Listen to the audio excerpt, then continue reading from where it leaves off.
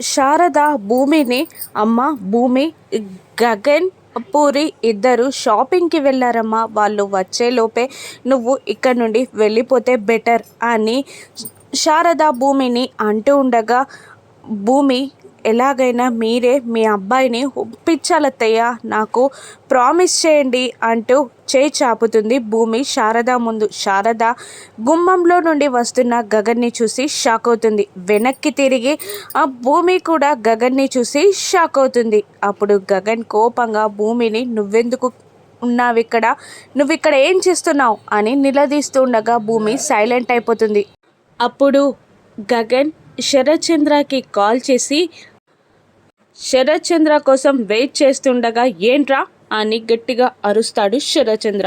అప్పుడు పెళ్లి చూపుల్లో కూతురు లేదని ఫ్రస్ట్రేషన్గా ఫీల్ అవుతున్నావా శరత్చంద్ర అని అంటూనే, అసలు కూతురికి పెళ్లి చూపులు ఏర్పాటు చేసే ముందు తనకి పెళ్లి చూపులు ఇష్టం ఉన్నాయా లేవా అని అడిగే సంస్కారం నీకు లేదా అని శరత్చంద్రని గగన్ తిడుతూ, నీ కూతురు భూమి ఇప్పుడు నా ఇంట్లో ఉంది అని చెప్పేస్తాడు. దాంతో భూమి షాక్ అవుతుంది. శరత్చంద్ర కోపంతో రగిలిపోతూ ఉంటాడు. ఇప్పుడు శరత్చంద్ర ఏం చేస్తాడు, భూమి పెళ్లి చూపుల నుండి తప్పించుకుంటుందా రానున్న ఎపిసోడ్స్లో చూద్దాం. Thank you for watching.